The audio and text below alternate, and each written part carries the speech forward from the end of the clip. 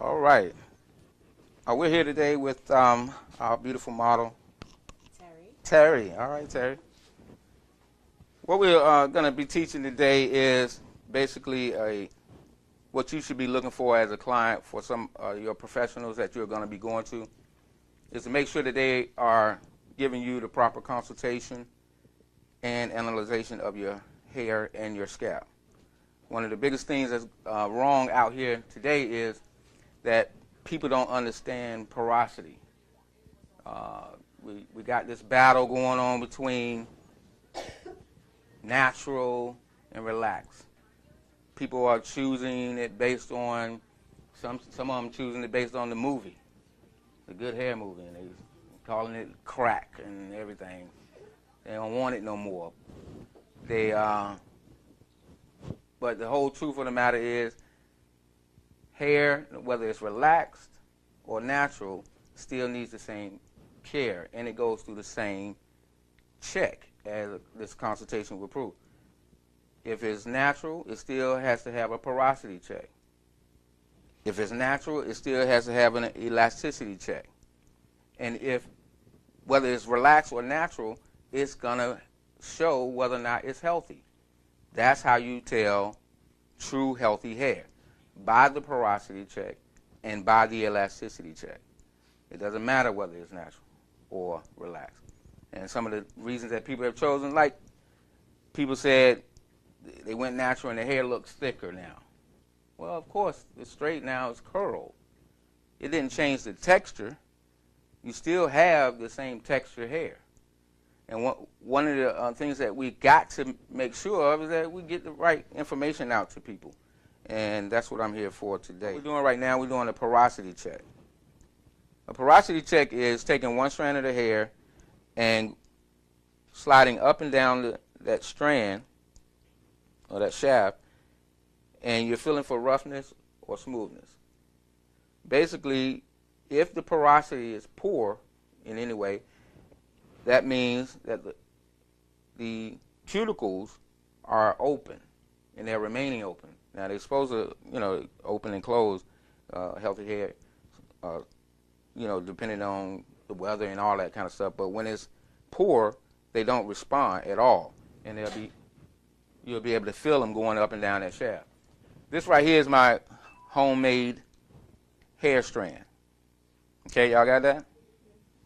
It's nice, ain't it?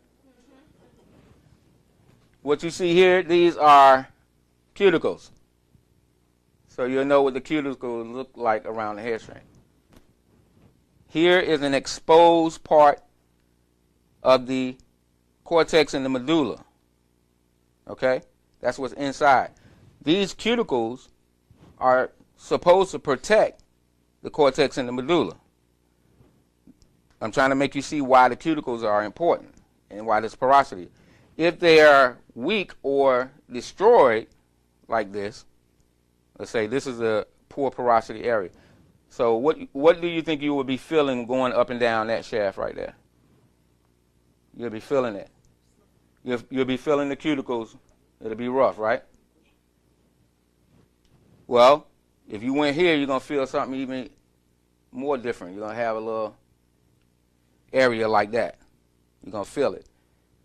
And because one strand can have 3 different areas, one part of it can be porous, one part can be normal.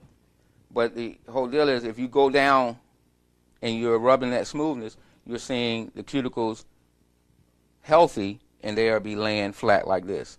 And then the last description of what the cuticles can look like is when they're so tight that all you see them, they're flat the whole time. And that's what we call resistant. Gray hairs like that and coarse hairs like that. Now, the way you tell the difference between coarse, medium, and fine textures is, all that means is that there are more layers of cuticles, these things right here, going around the cortex and the medulla. So coarse hair or overly curly hair has a greater amount of cuticles wrapping around this area here. You get that? Everybody understand that? So medium texture hair has less. cuticles. Okay? And fine hair has even less cuticles around it, which means it also can be missing the inner part, which is called the medulla. Now, the reason why I'm explaining this is because this is what's going to bring us into knowing the relaxer and why it's not your enemy. When you are choosing a relaxer, now, how many of y'all have done your own relaxers before? Let's say it loudly. Hi. We should put you on camera. Just put you on. But we're not gonna do that.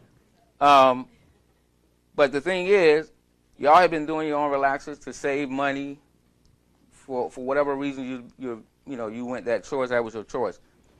But the majority of box relaxers have you set up to fail in your relaxers from the beginning. One reason is because it's a calcium hydroxide relaxer, so it's depositing calcium onto this strand of hair every time you get one. It's continuous. Every time you relax it repeatedly, it's continuously making a covering over this shaft right here with calcium. And nothing penetrates calcium, y'all.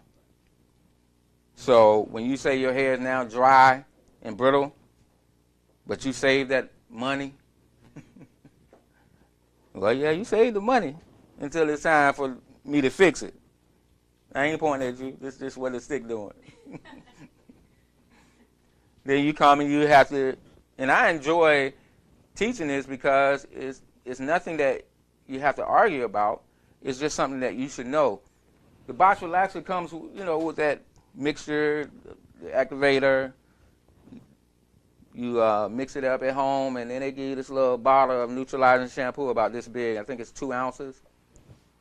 Well, the reason why that needs to be acknowledged is there's nothing going to be done with you doing your relaxers at home correctly anyway, because you're not starting in the right area, you're not putting it in the right area, only on the new growth. Most of y'all put it in, smoothing it till it turn clear, keeping it in long. How many of y'all believe the longer you leave it in, the straighter it gets? Correct. Everybody believes the longer you leave it in, the straighter it gets, but it has a processing time on it. And the highest is coarse, and that's 25 minutes. I had a client come in bragging about how long she let one stay. She said, I let it sit in 45 minutes. Oh, my God. And you blame the relaxer. The relaxer is inanimate. It didn't jump on your head and do anything. So somebody had to be putting them in incorrect. And that's what we're here to try to help you understand.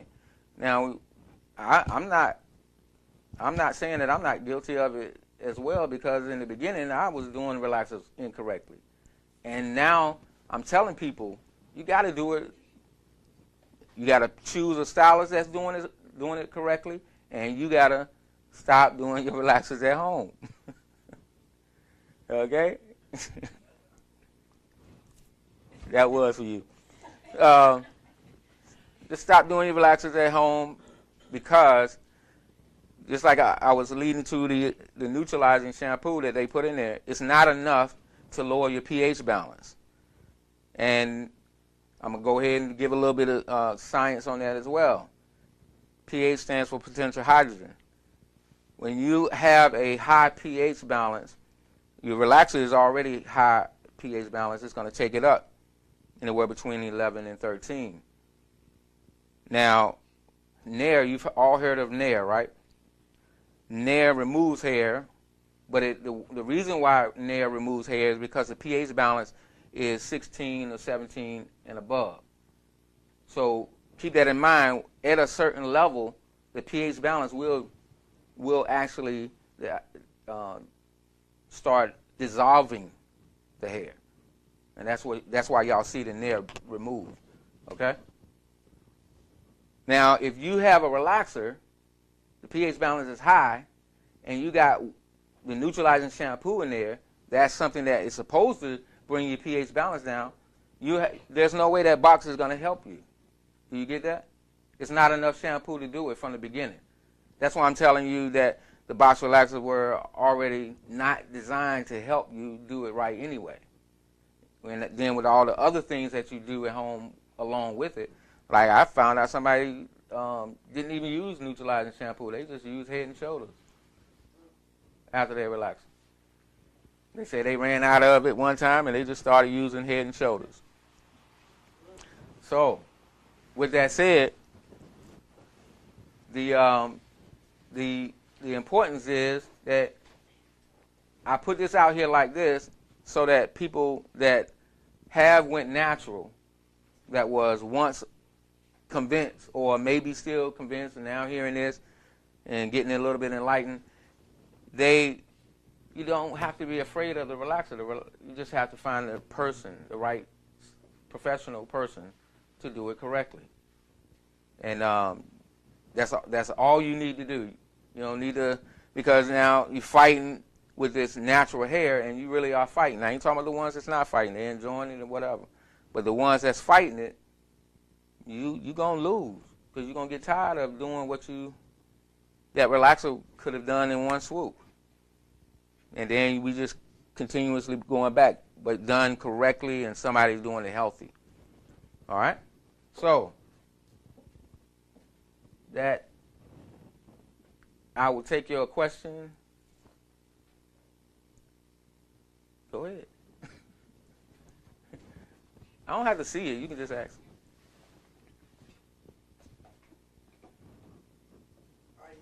Before you do your client saying, I didn't hear you. Did you say you were asking her or giving her a consultation? And in that consultation, are you having her to fill out any paperwork? So you will have this retained on your files.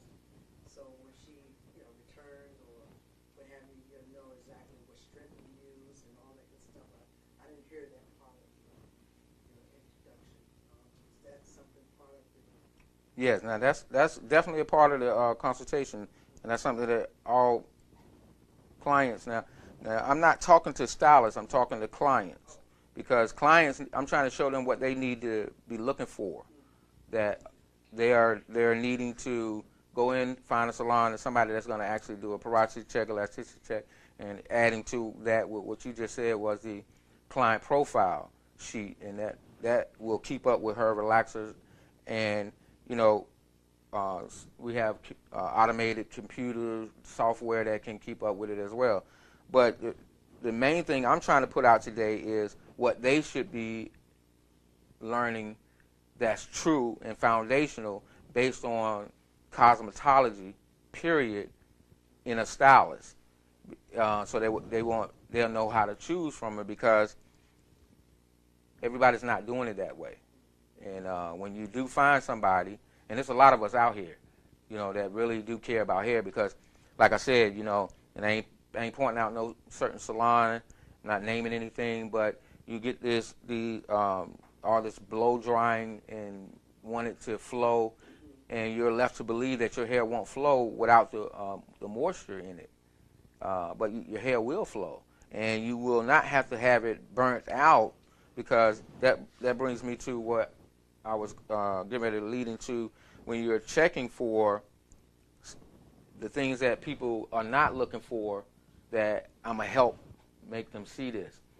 Like, for instance, you go into and you're getting that all that blow drying and round brush, you want it to flow. The only problem is, let's say if this was 100 strands of hair.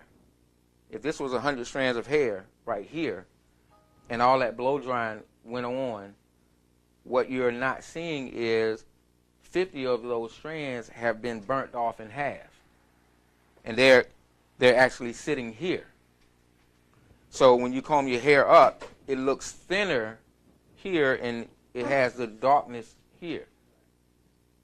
So when you go just like in Miss Sherry, the way that you can check this is just have a thin parting there, and watch how many short pieces of hair that you'll see that have already been broken off. Do y'all see that?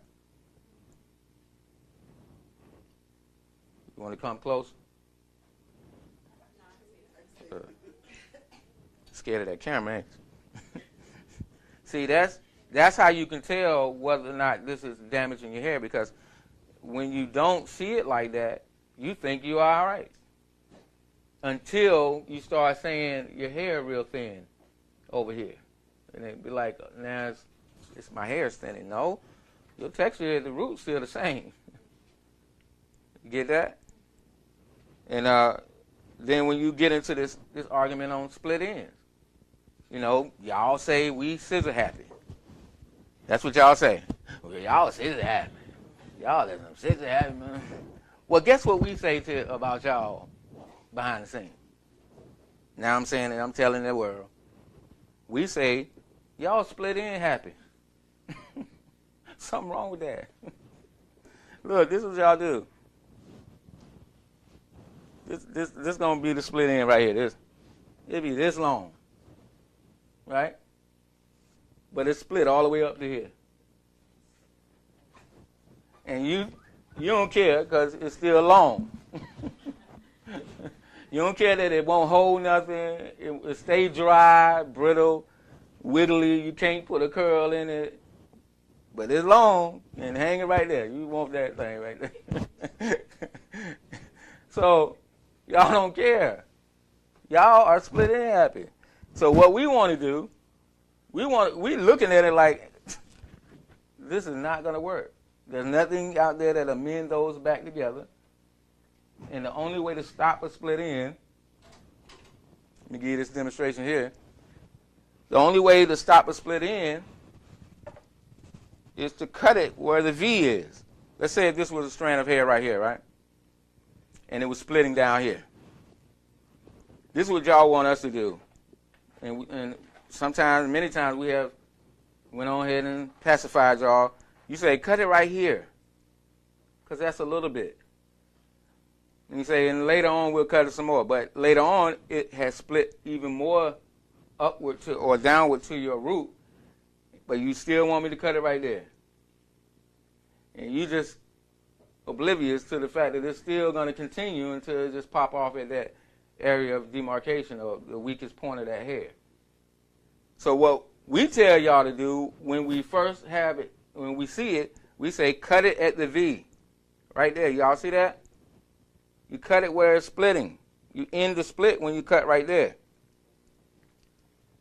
We're not scissor happy. We're trying to do what's best for your hair. But y'all sure are split end happy. Every last one of you. Every last one of you. Not you. That's right. You did cut. You good. So, I know I'm going to get some comments on that one, but we had to end that argument. The relaxer is not your enemy. It's the application. Natural hair, just because you use the word natural, it doesn't mean it's automatically healthy.